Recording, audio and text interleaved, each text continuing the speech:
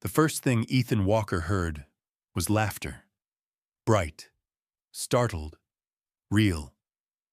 He dropped his leather briefcase by the marble entryway of his Tribeca loft and followed the sound down the hall, past a framed Knicks jersey and a pile of tiny sneakers lined like troops.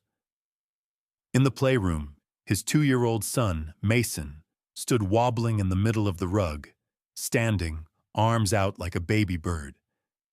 Kneeling 3 feet away, the new therapist waited with open hands.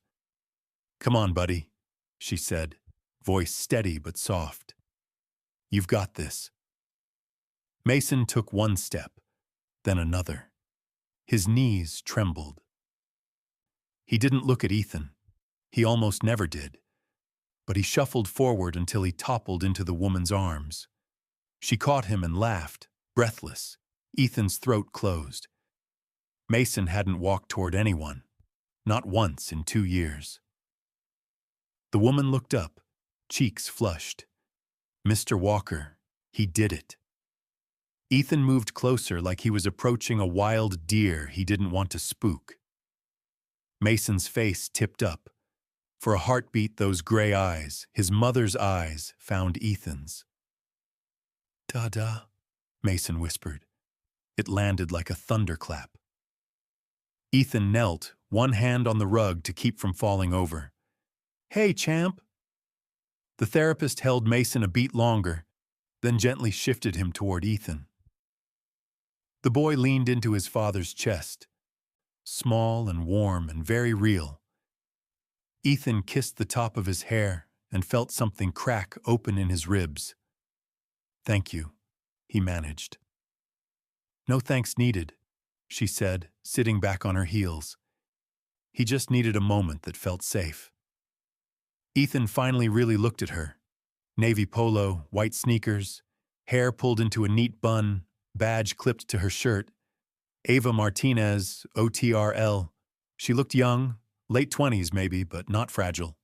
Calm eyes, steady hands. Mason patted her sleeve.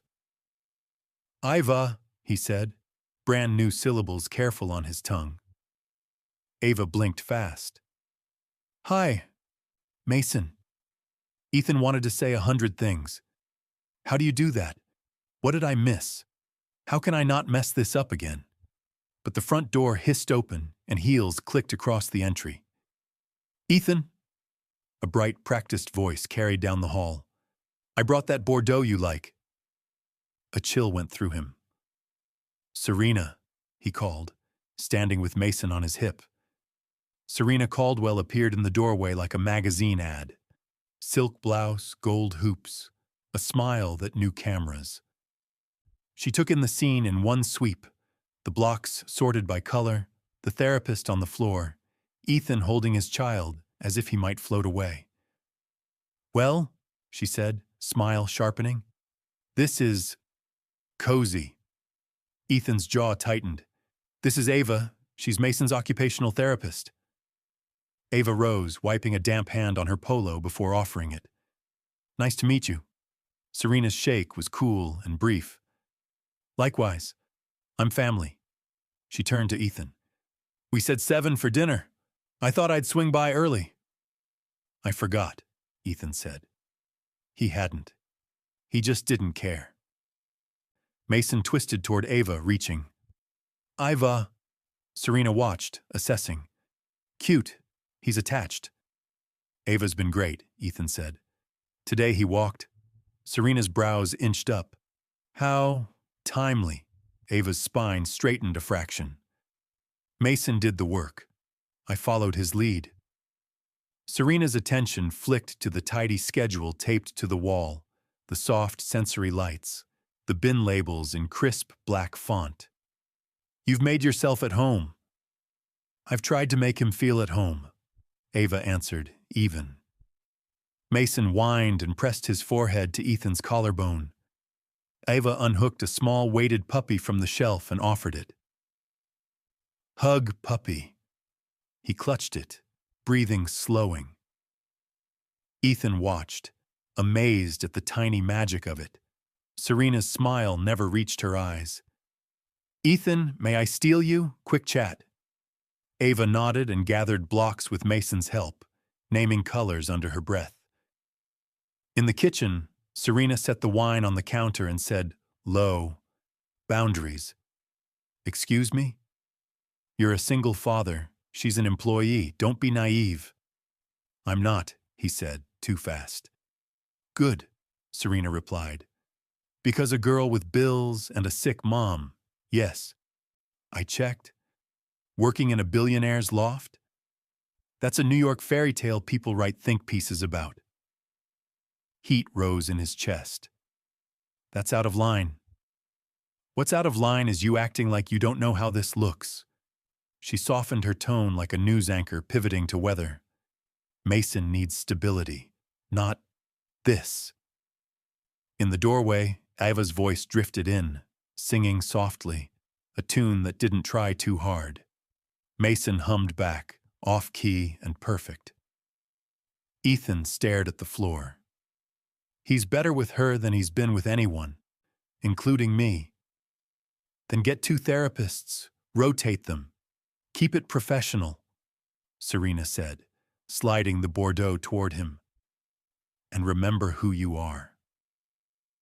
When they returned, Ava was dancing tiny steps by the high chair, spooning warm mac and cheese into a small bowl. Mason giggled, tried to copy, and for a second, the whole room felt sunlit. Sorry, Ava said, catching herself. It helps him eat. Don't apologize, Ethan said, unable to hide the smile in his voice. Whatever works. Serena glanced at the bowl. No gluten-free? No organic quinoa? Ava met her gaze. We're building trust. Tonight that looks like mac and cheese and a win. Serena's smile thinned. How practical. After Mason ate and the lights dimmed, Ava packed her tote. I'll update the care plan and email it tonight. Text me if you need anything, Ethan said, then realized how it sounded. I mean, anything for Mason. A hint of warmth touched Ava's mouth. Got it. Good night, Mr. Walker. Ethan, he said. Please. Good night, Ethan. Serena watched the elevator doors close on Ava's reflection, then turned back to him. Dinner's still on? Rain check, he said. I want to be here when he wakes. Serena smoothed a non-existent wrinkle from her sleeve. I'll see myself out. In the quiet that followed, Ethan stood in the doorway of Mason's room, listening to the soft, even breaths of his son asleep with a plush puppy under one arm. The air felt different, lighter, risky, alive. Back in the hallway, Serena took out her phone, face lit cold blue by the screen. Hi, she said when someone picked up. I need everything you can find on an Ava Martinez, Queen's address, occupational therapist, and hurry. Mason stirred and whispered, half dream, Iva. Ethan pressed his palm to the doorframe and made a decision he couldn't name yet. Whatever this was, it was bigger than fear, and it had just begun. By the second week, Ethan had started accidentally leaving work early. He told himself it was for data, check-ins, progress notes, responsible dad stuff, but really it was for the sound in his son's throat when Ava walked in. That bright, impossible giggle. On Tuesday, he found them on the rooftop terrace under a soft September sky. Mason sat in a kiddie camping chair wearing a Yankees cap, lining up toy cars by color while Ava narrated. Red goes vroom to the firehouse, blue cruises to the river, yellow gets pizza on Bleecker. Pizza, Mason echoed, careful. Ethan sank to the pavers, surprised when Ava handed him a car. You can be green, she said, not looking at him like a boss or a billionaire, just including him. Green goes to the park, he tried. Prospect Park or Central Park? She teased. Central, the carousel. Mason lifted his face. eyes flicking quick to Ethan's and away again. Horsey. Ava grinned. We've got a plan for Saturday. He should have said, I'll be slammed, or we'll see, the usual hedges that kept him safe. Instead, he heard himself say, I'll block the morning. They didn't talk about it right then, but a thread tied between them, light as fishing line, real as steel. That night, with Mason asleep and the city humming below, Ethan found Ava in the kitchen rinsing strawberries. He leaned on the island, feeling absurdly like a teenager. Can I ask you something personal? He said. She paused, then nodded. Why this job? You could make more at NYU or Mount Sinai. Ava set the colander down. My mom, she's fighting breast cancer. Even with insurance, co-pays, rides, time off, it's a lot. I needed the schedule flexibility and the pay to keep her in treatment at Elmhurst. Ethan's chest pinched. I'm sorry. She shrugged, small and stubborn. We're okay. We're tough. He breathed once, twice. The truth he rarely said out loud clawed its way up. My wife died at NYU Langone during Mason's delivery. Doctors asked who to save. His voice frayed. I chose my son. Ava's eyes softened, not pitying, anchored. You saved your son, she said simply. I know that with my head. He swallowed. My heart is still catching up. Silence pooled, warm and steady. Without thinking, she slid her hand over his on the counter. His fingers curled, grateful. You're not a bad father, she said. You're a grieving one. Something unclenched. He didn't realize he'd leaned closer until he saw a gold fleck in her left iris. Then her phone vibrated and the moment shattered. She checked the screen. The color left her face. It's the hospital. Go, he said. Ava stepped into the hallway to take the call. Ethan stared at the strawberries, hearing only fragments. Complication. Now. I'm coming. When she returned, she'd already tied up her hair again, the neat bun a kind of armor. I'm sorry, my mom was rushed in. I'll drive, he said. You don't have to. I want to. Mason comes. He does better when we stick together. She blinked at that, the admission hidden inside it. Okay. They took the elevator to the garage. Ava buckled Mason into his car seat with hands that only barely trembled. Ethan tapped the Tesla's nav, Elmhurst Hospital. Queen's lights blurred past. In the back seat, Mason dozed with his cheek against the weighted puppy. What happened? Ethan asked quietly. She spiked a fever. They want to run scans. Ava stared out at the expressway. She hates hospitals. They smell like endings. We're not at an ending, he said, surprising himself with how sure it sounded. Inside Elmhurst, the fluorescent buzz felt like a different planet. They were led to a curtained bay. Elena Martinez looked smaller than Ava's photos, but her smile sparked. Same eyes, same grit. Mi amor, Elena said, reaching for Ava's hand. No tears. We don't cry in public. Ava laughed wetly. Since when? Elena noticed Ethan and Mason. And who are these handsome gentlemen? This is Ethan, Ava said, a little defensively. Mason's dad, and this is Mason. Hola, pequeño, Elena said, brightening when Mason held up the weighted puppy with solemn pride. Que lindo, nice dog. The physician came, explained. A scare, but lab results stabilized. Admit overnight, revise chemo plan. Relief left Ava boneless. In the pediatric waiting area, with kids' murals and exhausted parents and vending machine coffee that tasted like regret, they found a pocket of quiet. You don't have to stay, Ava said. I'm not going anywhere, Ethan answered. He meant the hospital. He meant something else. Hours later, back at the loft, Ethan walked Ava to the door. Mason slept heavy against his shoulder. The city at 1 a.m. was softer, almost kind. They stood too close in the half-light, the air between them electric and unwise.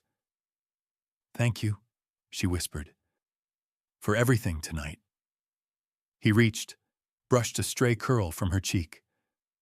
"Let me help with her bills." Ava shook her head hard. "No, I can't let money confuse this." She glanced at Mason. "I can't risk my job or your trust." "This has nothing to do with the job," he said. "It's me. I want to." Her breath caught. For one suspended second, they leaned toward each other, gravity doing what gravity does. The door code beeped, and the latch clicked. Serena stepped in, flawless even at 1 in the morning, as if the city mailed her a lighting kit. "Oh," she said brightly, eyes flicking between their faces. "Did I interrupt?" Ava stepped back like she'd been burned. Ethan's jaw set. Serena's smile didn't move. "We were all so worried about Mason's bedtime. Looks like we can relax." A muscle ticked in Ethan's cheek. "It's late. I won't keep you." Serena's gaze slid to Ava. "Though we should probably talk soon. About boundaries and optics." Ava's chin lifted. "Good night." She slipped into the elevator, the doors closing on her reflection. Ethan stood rooted until even the motor's hum faded. Serena set her tote on the console table, voice silk over steel. "You can thank me later. I'm saving you from a very public mistake." Ethan looked at his sleeping son, at the tiny crease between small brows that never smoothed until Ava sang. "From where I'm standing," he said, "it looks like you just made one." Friday at 6, the intercom crackled. Before Ethan could answer, the private elevator opened and Serena swept in with 2 impeccably dressed friends and a bottle of champagne the size of a lamp. "Surprise, E," she sang. "Intimate dinner. Networking. You'll love them." Ethan's temples throbbed. "You can't just—" "That's the point of a surprise," Serena said, already touring the living room like a realtor. "Ladies, this is the view." Ava, in a navy scrub top and white sneakers, peeked from the kitchen, spoon in hand. Mason kicked his heels in the high chair, tapping the weighted puppy's ear. "Hi," Ava said carefully. Serena's smile went TV bright. "Ava, right? We're 5 for dinner. Something light but sophisticated?" Ethan stepped in. "Ava isn't the chef. She's Mason's therapist." "Oh, come on," Serena purred. "She's clearly multi-talented." Ava's gaze flicked to Ethan. He hated the apology he heard himself say. "We'll order in." But Mason had already settled at the table. Change the plan, lose the kid. Ava clocked it instantly and nodded once. "I can put something together." In the kitchen, the pantry was a billionaire's museum of snacks kids actually eat. Crackers, applesauce, artisanal cereal. Ava worked like she was diffusing a bomb. Water boiling, garlic sizzling, a quick salad with lemon and olive oil, pasta tossed in crushed tomatoes and butter with torn basil. Simple. Warm. Doable. In the living room, Serena's friends perched on the sofa like swans. "So you run Walker Labs," said Val, a corporate attorney in a power jumpsuit. "That AI thing?" "That AI thing keeps airplanes from crashing," Ethan said, not bothering to soften it. "Fascinating," Esperanza breathed. "And your son, he has, what do they call it now? Special needs." "His name is Mason," Ethan said, "and he's perfect." The kitchen doorway framed Ava carrying plates.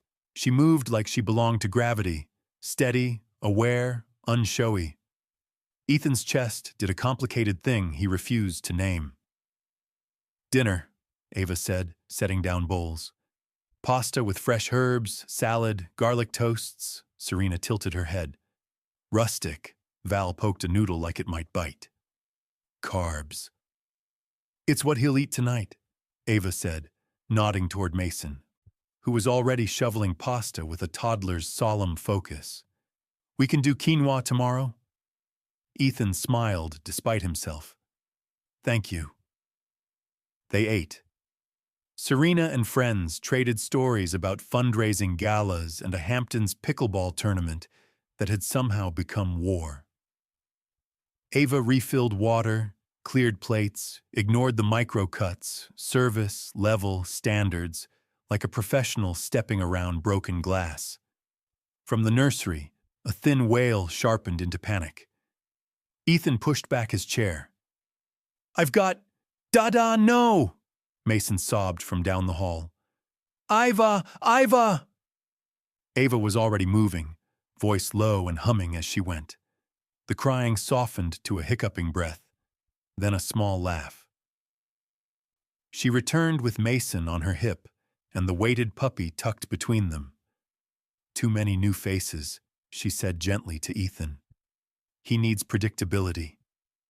Serena's friends stared into their wine. Serena sipped hers like it was evidence.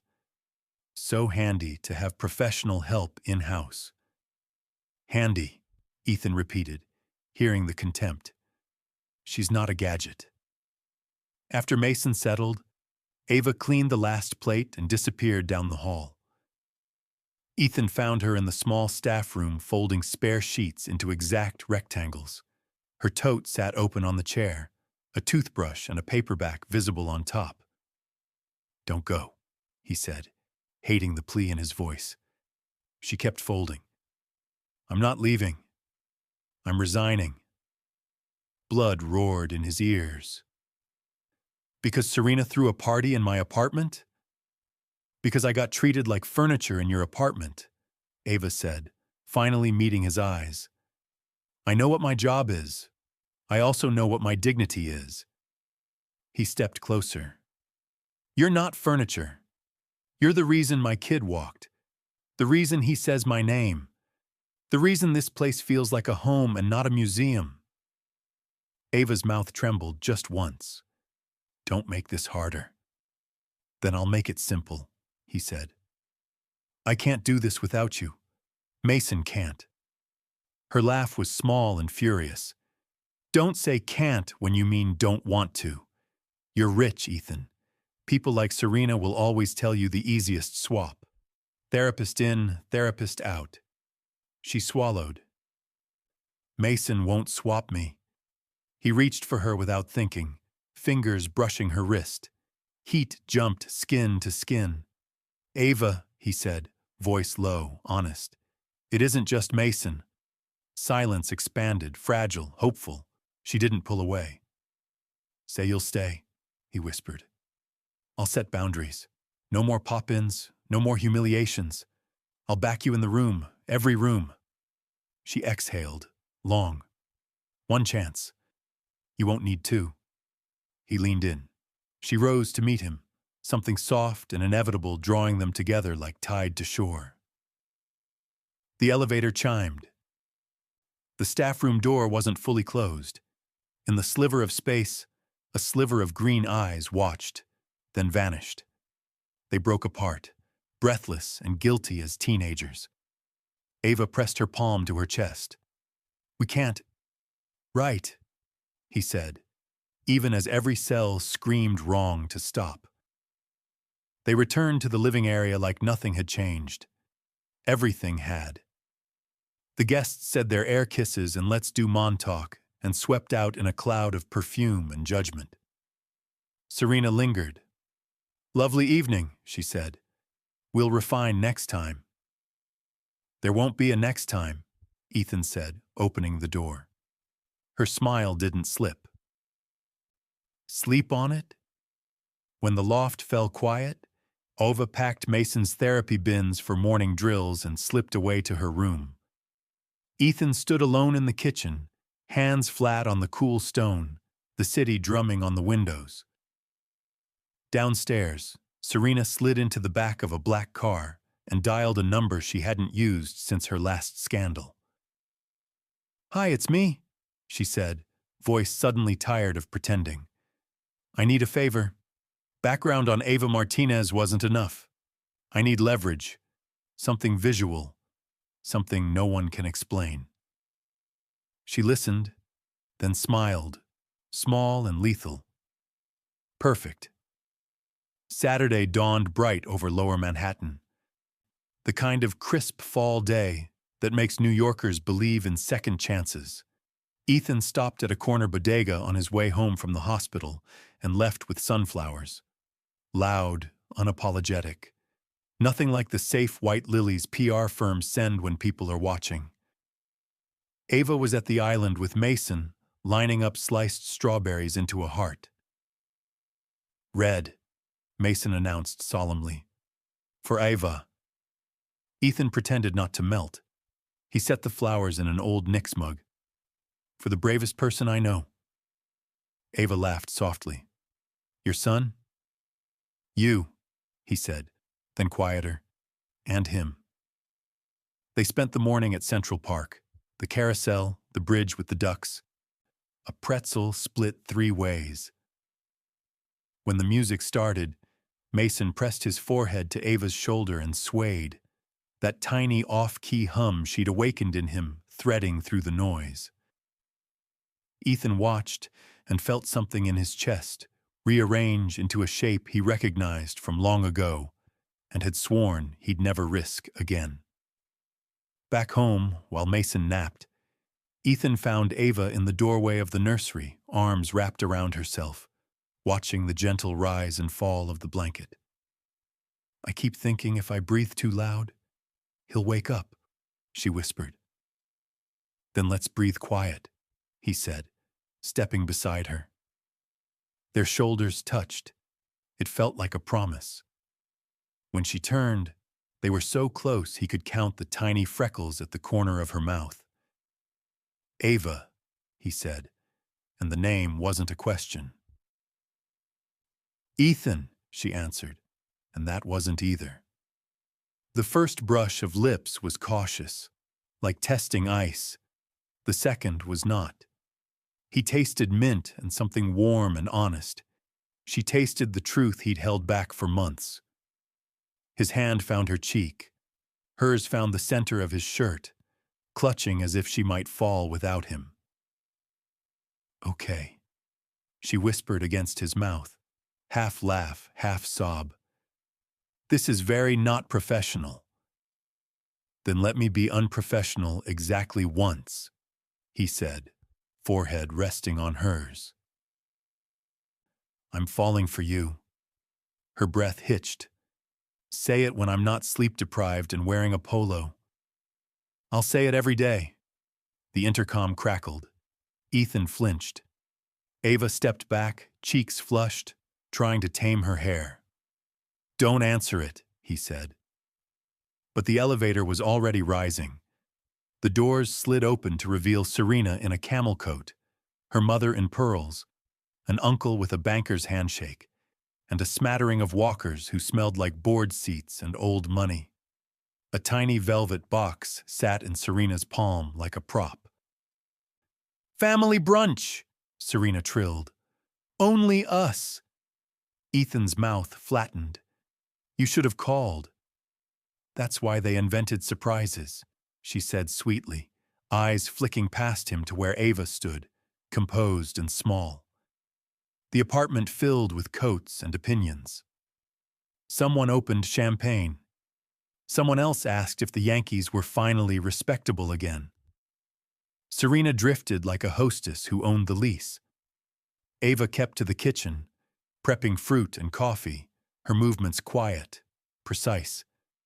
She set out a plate of mini waffles for Mason, who accepted them with a solemn "thank you" and a pat to her sleeve. Elena's text pinged. "All good. Adjusted chemo plan. Proud of you." Ava exhaled, then slid her phone into her tote by the entry bench and went back to the espresso machine. "Everyone," Serena sang. "Has anyone seen my grandmother's necklace? I brought it for Aunt Joan to try. Old Caldwell heirloom. Sentimental and all that. Half the room reached for throats in sympathetic panic. You wore it in, Serena's mother said. I saw. Then I must have set it down, Serena replied, brow creased with theater. Mind helping me look? Guests murmured, opening coat pockets, lifting cushions. Check bags, Serena said lightly. They always hide in the strangest places. Ava glanced toward the entry bench, vaguely uneasy. She wiped her hands, walked out, and froze. Serena stood there, hand deep in Ava's canvas tote. When she drew it back, the Caldwell necklace glittered in her palm.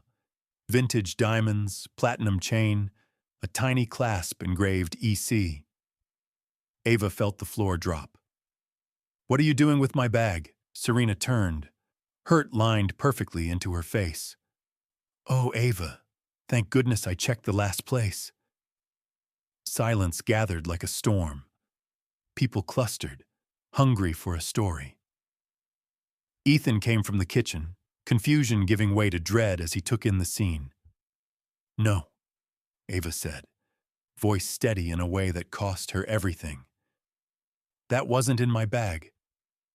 I just pulled it out, Serena said, voice breaking at the edges. You all saw.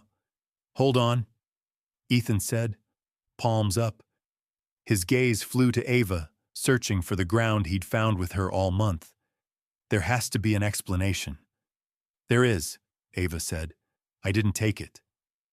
Mason toddled to the doorway, weighted puppy dragged by one ear. Iva? He asked, reading the air. Iva sad?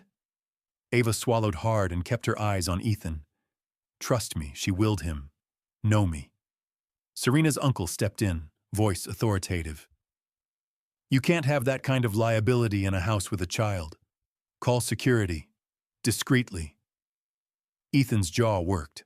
Once. Twice. He looked at the necklace in Serena's hand, at the initials catching the light, at the people he'd known since he was 5 waiting to see what kind of walker he was. Ava, he said, voice rough. Can you tell me how it got there? The words landed like a slap. Not I know you, not this is absurd. Explain yourself. Color left her face. I can't explain something I didn't do. Please, Serena whispered, so soft only the 4 of them heard. Don't make this harder. Mason whimpered, small and confused. I've a no-go. Ava knelt and pressed the weighted puppy into his arms. You're safe, she told him, forcing her voice to be gentle. You're always safe. Then she stood, spine like a steel cable. If you need to let me go, do it with honesty, she said to Ethan. Not with a lie. He opened his mouth, closed it. Pride, fear, the eyes of his family, old ghosts he thought he'd outgrown, pressed their thumbs into his throat. Your final check will be deposited, he managed, with a bonus. Ava laughed once, a sound with no joy in it. Keep your bonus. She lifted her tote, the same tote that had carried sensory cards and snacks and a weighted puppy that made a little boy feel like the world wasn't too big, and walked to the elevator. Mason lunged after her, wailing. Serena flinched at the rawness of the sound. Ethan didn't move. The doors slid shut on Ava's face, calm and devastated at once. The loft stayed silent long after the car hummed downward. Only when Mason's sobs turned hoarse did Ethan bend, scoop him up, and feel the small fists pound against his chest in grief he had caused. In the entryway, the necklace lay coiled in Serena's palm, a perfect circle of cold light. The first night without Ava, Mason screamed himself voiceless. By dawn, the loft looked like a crime scene. Blocks scattered, a bite of waffle welded to the island, a billion-dollar view blurred by fingerprints the size of grapes. Ethan tried singing, swaying, the weighted puppy, every trick he'd watched Ava perform like a gentle magician. Nothing worked. The little boy who'd reached for the world now curled into himself and shook. On day 3, Mason stopped eating. On day 5, he stopped saying "Dada." The pediatrician's voice on speaker was kind but grim. Regression can follow loss. Keep offering food. Keep routines. "What routine?" Ethan said, staring at the empty therapy corner. The only routine he trusted walked out because I let her. By day 7, they were in a fluorescent hospital room in Midtown. Machines clicking like metronomes. Mason lay under a warmed blanket, just eyes, enormous and lost. An IV taped to his hand fed him what he wouldn't take from a spoon. "This is my fault," Ethan told the window, knuckles white on the railing. The city didn't answer. An older night nurse named Carmen swept in with the calm authority of someone who'd seen everything. She adjusted the drip, tucked the blanket, hummed a few bars of something old in Spanish that reminded Ethan of Ava's low kitchen songs. "Poor Angelito," she murmured to Mason, then to Ethan. "Where's the young woman who used to bring him? Dark hair, quiet smile. She had him eating applesauce in 5 minutes like it was a game." Ethan blinked. "You've seen her?" "Twice. With you," Carmen said, charting. "And once at the fundraiser gala 3 Saturdays ago. She looked different, pretty dress, hair down, but the eyes were the same." Ethan's heart lurched. "Ava was at a gala?" "Not her." Carmen chuckled. "The other one. Green eyes, expensive laugh, came in dripping diamonds. I noticed her necklace because the clasp had little initials. EC, I think. My abuela had one like it." The world tilted. 3 Saturdays ago, the exact day Serena lost the heirloom and found it in Ava's bag. Ethan's mouth went dry. "Are you sure about the initials?" "Like I'm sure I need coffee," Carmen said. "You looked miserable that night, by the way." She looked delighted. Ethan left the room without realizing his feet were moving. He dialed Serena, hands shaking. She answered on the 3rd ring, voice wrapped in soft concern. "How's Mason?" "Where were you 3 Saturdays ago?" Ethan said, a beat. "At home." "Why?" "At a hospital gala," he said, voice low and terrifying to his own ears. "Wearing your grandmother's necklace." Silence. Then a brittle, practiced laugh. "Ethan, that's ridiculous. Who told you?" "A nurse who remembers details," he snapped. "Like initials carved into a clasp. Like the night my son started falling apart." Serena's mask slipped. He could hear it in the breath she dragged in. "You're overwhelmed. You're looking for someone to blame." "I'm looking at her," he said. "Did you plant that necklace?" More silence. It stretched so long he heard the thud of his heartbeat in his ears. "For your sake," she whispered finally, "you should let this go." "For Mason's sake," he said, every word an anchor, "I will never let it go." He hung up before he could hear her pivot into damage control. Back in Mason's room, the boy slept in jerks, the way Ava had described as too many feelings in a small body. Ethan stroked soft hair from a damp forehead and made an oath he should have made long ago. He called a private investigator the next morning, a woman named Lila Brooks, who didn't flinch when he said the words, "Find Ava Martinez," like a prayer.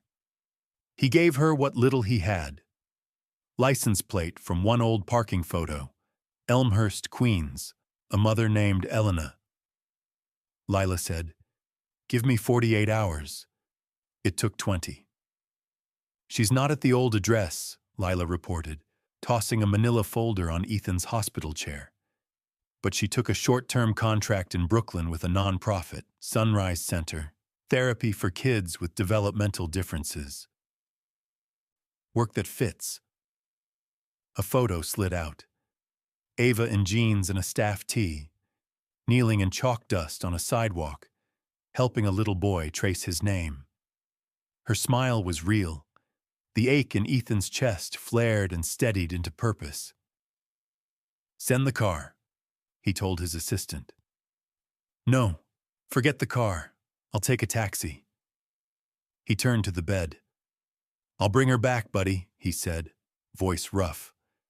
"I'll bring her back if I have to carry this city on my back." Carmen arched an eyebrow from the doorway. "Bring her back, sure. But maybe start with an apology big enough to fill this room." "Bigger," Ethan said. The Sunrise Center sat in a converted church in Bed-Stuy. Stained glass windows filtering afternoon light into pools of color.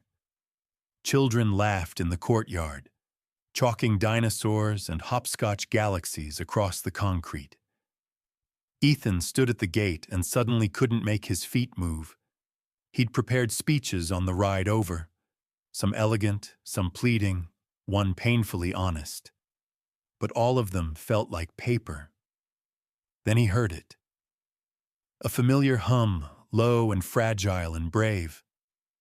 Ava's voice, the same melody she'd used to lead a terrified little boy out of a room and into his first steps. He followed the sound around the corner and saw her, cross-legged on the ground, hair in a messy braid, surrounded by children in varying degrees of chaos. She tapped out a rhythm on her knee. They tapped back, grinning. For a heartbeat, Ethan just watched. In this light, she looked exactly like what she was, a person who made hard things gentler. "Ava," he said. She didn't startle. She froze. Slowly, she stood, eyes flicking to the kids, then to the staff at the far door, then back to him. Her face arranged itself into neutral, professional calm. Only her hands betrayed her, clasped tight at her waist as if to keep from shaking. "Is Mason okay?" she asked. No hello, no accusation, just the question that mattered. "He isn't," Ethan said, honesty ripping the varnish off every sentence. "He stopped eating. He's in the hospital. He calls for you in his sleep." Her mouth parted, grief flashing raw and unguarded. "Oh, Mace," she whispered like a prayer. "I was wrong," Ethan said, stepping closer. "About everything that night. Serena staged it. A nurse saw her wearing the necklace at a gala before the brunch. I confronted her. She didn't deny it. I chose my pride over the person who saved my son, and it almost cost him everything." Ava blinked hard. "Why are you telling me this?" "Because I'm asking you to come back." The words were heavy and clean and necessary. Not as an employee with a boss who hides behind old money and worse habits. As an equal. As family, if you'll let me earn that word. The courtyard noise dimmed, or maybe the world just narrowed to their square of cracked concrete and sunlight. Ava held his gaze so long he felt time itself lean forward to listen. "I don't know if I can forgive you yet," she said finally. "I want to, but trust is a muscle you tore." "I'll do the rehab," he said. "Every day for as long as it takes." "What about your family?" She didn't say Serena's name. "I told them to stay away," he said. "And I told the truth. All of it. The gala. The trap. The way I failed you. Half my friends ghosted me by sunset. The half that stayed are the only ones I needed." Ava's laugh was small and wet. "You sound different." "I am," he said. "Because of you. Because of him." A kid barreled into Ava's side, shoved a crude chalk circle at Ethan. "Look, planet." "It's perfect," Ethan said, voice thick. Ava looked at the circle, at the glint of hope in a stranger's eyes who wasn't a stranger anymore, and at the space inside herself that had been a locked room since the elevator doors closed on a Sunday morning. "Okay," she said, and he heard both the yes and the warning in it. I'll come. For Mason. And we'll see about the rest. Thank you, he breathed. But Ethan, she added, steady now. You don't get to save me with money or apologies. You show up. You listen. You believe me when it's hard. I will, he said. Every time. Back at the hospital, Mason's lashes fluttered when Ava stepped into the room. His body, all instinct and memory, sat bolt upright. He didn't say a word. He didn't have to. He reached both arms out and collapsed into her chest. Hi, my love, Ava murmured, pressing her cheek to his hair. I missed you. Cammy, Mason whispered, the old mispronunciation reborn as something sacred. He took the first spoon of applesauce she offered, then the second, then the third. Ethan watched the monitors slow to a calmer beat and felt his own heart match them. Relief surged so fast it knocked him a little dizzy. He looked up and saw Serena in the doorway, makeup flawless, eyes rimmed with something that could pass for remorse. Ethan, she said softly, we should talk. Ava didn't turn. She kept feeding Mason, steady as a metronome. Ethan stepped toward the threshold, toward everything he should have said weeks ago. This conversation, he told Serena, voice calm as winter, happens somewhere else, and it ends with you admitting what you did. And if I don't? She asked.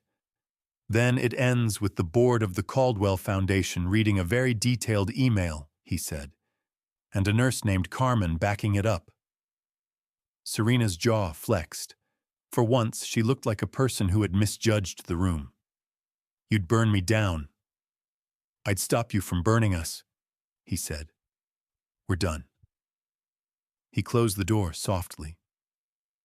In the quiet, Ava offered Mason a sippy cup, and just like that, he drank. Mason came home from the hospital clutching a stuffed penguin. The loft felt different now. The therapy corner was back. Soft lights glowed. And the sensory swing Ava had suggested was installed and gently swaying. Home, Mason whispered. Home, Ava echoed, touching her forehead to his. Ethan swallowed hard, seeing his son calm in her arms. Dinner was simple, applesauce and toast. But Mason ate, even signed more. Ethan almost cried. That night, Ava noticed the guest room had been transformed. Softer lighting, a rug, even a framed photo of the three of them at Central Park. You did all this? She asked. I want you to feel wanted, Ethan said, not just hired. The next day, Ethan announced at Walker Labs a $5 million donation to create Elena rooms in public schools, therapy spaces named after Ava's mother. He also called Serena, admit the truth, or he'd go public. I choose my son, he ended. Their days found rhythm again. Ava coached Ethan through small tasks. Countdowns before transitions, 2 simple choices, a bedtime story tone. Mason brushed his teeth for 8 seconds without tears, and Ava nodded in approval. You're learning, she said. Trying, Ethan replied. On Friday, Ethan had a short board meeting. Go, Ava told him. We're building a fort. When he returned, twilight filled the loft and Mason and Ava were inside a blanket fort lit by fairy lights. Tunnel, Mason yelled, and Ethan crawled inside, his heart full. Then the intercom buzzed. A woman and a man stood in the lobby. Mr. Walker, Denise Hall and Ron Wexler, Child Protective Services. We received an anonymous report of neglect and unsafe caregiving conditions. The word neglect hit Ethan like a blow. Ava touched his arm. Breathe. Let them in. The CPS team inspected the apartment, watched Mason swing and eat applesauce. Ava presented charts, therapy plans, hospital notes. He lost weight after a sudden change in care, she explained. He's gained 3 ounces since. The report also claims an inappropriate relationship between caregiver and parent, Denise said. My relationship with Mr. Walker is respectful, appropriate, and focused on Mason's needs, Ava replied. You can speak to us separately. After observing the home, Denise said quietly, Anonymous reports with this detail usually come from someone close. Keep records. And this home reads as love. When they left, Ava stood silent by the fort, eyes bright with anger and resolve. Serena, Ethan said. Maybe, Ava replied. Whoever it is will need to be stronger. Not walls, Ethan said. A village and a lawyer. Both, she agreed. Tunnel, Mason called. Ava wiped her eyes and crawled back into the fort. Ethan followed, his heart pounding with fear and determination. Outside, the city pulsed. Somewhere, a new plan was already in motion. But inside the little fort, the fairy lights glowed steady, like the fragile trust they were rebuilding. By Monday, the loft ran on new rules. Coffee for Ava, oatmeal for Mason, silence for Ethan while he emailed lawyers. Denise from CPS booked a Thursday follow-up. We'll be ready, Ava said, taping a fresh schedule to the wall. At 9:12 a.m., Lila texted, Press circling. Tip from family source. Minutes later, tabloids pushed. Billionaire dad and the nanny? Cropped photos made groceries look like scandal. Mason clapped his hands over his ears. Ava dimmed the screen and breathed with him, 3 in, 3 out, until his shoulders lowered. Ethan issued a statement. Ava is licensed, evidence-based, and essential to Mason's care. It felt like spitting into wind, but he sent it anyway. 2 paparazzi lingered across the street. Ava pulled the blinds. We can't let this be Mason's weather. Ethan nodded. Then we changed the forecast. They worked.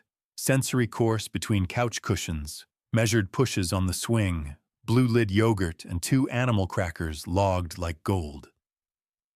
At 2 p.m., Elmhurst called. Elena's counts had rebounded. Chemo break approved. They picked her up at sunset and detoured to a Queen's diner. The waitress said, Hon. The matzo ball soup tasted like mercy. And when Mason announced Abuela soup, Elena hid a smile behind a napkin. Back at the loft, Elena took in the swing, the charts, the soft lighting. You did this? She asked. We did, Ethan answered. Good, Elena said. Then decide the rest. Boundaries that make you boring to gossips. Not secret, not maybe, predictable. Rooftop air cooled their cheeks. Quiet lets someone else write the story, Ethan said. Loud invites mess, Ava countered. Then we're clear, he decided. You keep primary. I'll bring in an external OT to co-treat, formalize a conflict of interest plan, and document everything. Ava's smile tilted. Compliance looks good on you. Thursday arrived with bins labeled, sockets covered, logs printed. Denise and Ron observed transitions, weighed Mason's applesauce wins, interviewed Elena, who said, He eats better when she sings, and when I threaten his nuggets. At the door, Denise closed her tablet. Report unfounded. Case closed. Relief lasted 3 beats. Lila texted, Brace, Serena filed for a temp protective order. Claims you're unfit. Hearing Monday. Ethan's stomach dropped. She wants a judge to say I'm unstable. Let her try, Elena said. Truth has legs.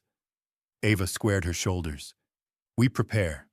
I'll testify to both your worst week and your better one. Ethan winced. I don't want you dragged in. I'm already in, she said, by choice. The loft turned war room. Timelines, exhibits, progress charts, nights. Elena cooked soup that tasted like backbone. Days, Ava led Mason at Sunrise Center's family playgroup.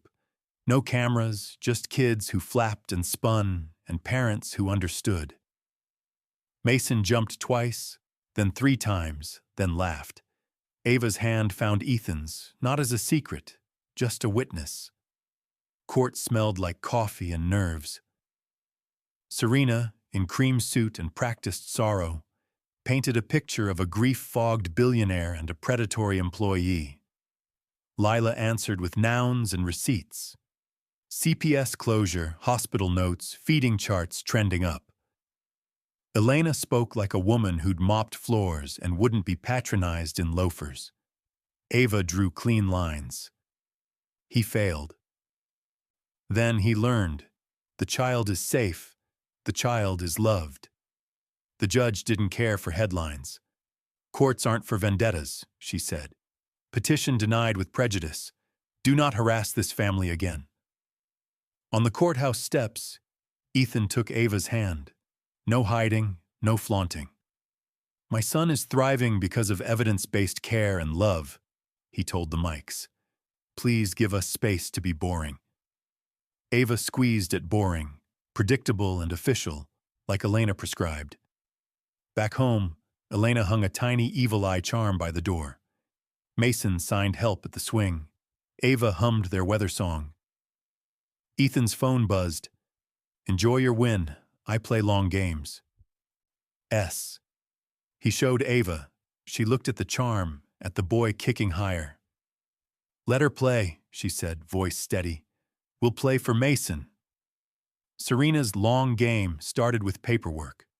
On Wednesday, Ava received an anonymous complaint to the state licensing board alleging boundary violations. The language sounded lawyered. Ethan's jaw set. We answer with facts. Ava nodded, scared and stubborn, and with clean process. They built a binder, signed service agreements, co-treat schedule with the external OT, CPS closure, HR's conflict of interest memo, daily logs. Ava wrote a statement in plain English. Care decisions are evidence-based. Relationship choices are disclosed and controlled. The child's well-being is primary. Elena read it and underlined one line. This, your spine. The board scheduled an interview in 2 weeks. Meanwhile, tabloids cooled. Boring was working. Walker Labs announced the first Elena Rooms pilot at a Brooklyn elementary. Ava was invited to consult. Consult, she repeated. Not be your employee. Exactly, Ethan said. You lead. I fund what a public school can keep. They also set personal rules. No closed-door kisses during work hours. No posts featuring Mason's face. And a 6-month public soft launch once the co-treat ended. Slow is sacred, Ethan said. Ava grinned. Put it in writing. He did. Progress multiplied in inches. Mason stacked 6 blocks, chewed carrot coins, and said a full sentence at breakfast. Ava stay home? Ethan felt the question spark behind his ribs. As long as you want, Ava answered, blinking fast. The next hit came sideways. Sunrise's landlord got a cash offer from a shell company to terminate the kid's lease early. We can't lose that space, Ava said, knuckles white. Lila traced the shell back to a donor network that overlapped with Serena's foundation. Hard to prove, she warned, but we can out-community it. They did. Parents organized a block party fundraiser. A city council member toured the room. A local news segment ran profile pieces on therapists changing little lives. Ethan kept his check quiet and put the microphone in Elena's hand. We build villages, Elena told the camera. Villages don't scare easy. The landlord blinked at the sunlight and backed off. Lease secured. 2 weekends later, they hosted a small rooftop dinner. Paper plates, takeout tacos, Elena's flan. The external OT came and toasted evidence and love. Ethan took a breath and said, When the co-treat concludes, I'm asking Ava on a real date. Laughter clinking. Elena raised an eyebrow that said it's about time. At dusk, Ava and Ethan stood by the railing. I don't want our story to start on defense, he said. Then choose something, she replied. Not in reaction to her, because it's ours. He pulled a tiny velvet pouch from his pocket. Not a ring, but a house key on a sunflower fob. No pressure, just if you ever want to call this home by your own choice. Ava turned the key in her palm like a coin catching light. Not yet, she said, smiling, but soon. Monday brought the licensing interview. Ava sat straight, hands steady. She described protocols, the co-treat, the clear lines. A board member asked, if ever forced to choose, patient or partner? Ava didn't blink. Patient, and if that answer ever changes, I step back before it does. Afterward, she shook all the adrenaline out on the sidewalk. Whatever they decide, I told the truth.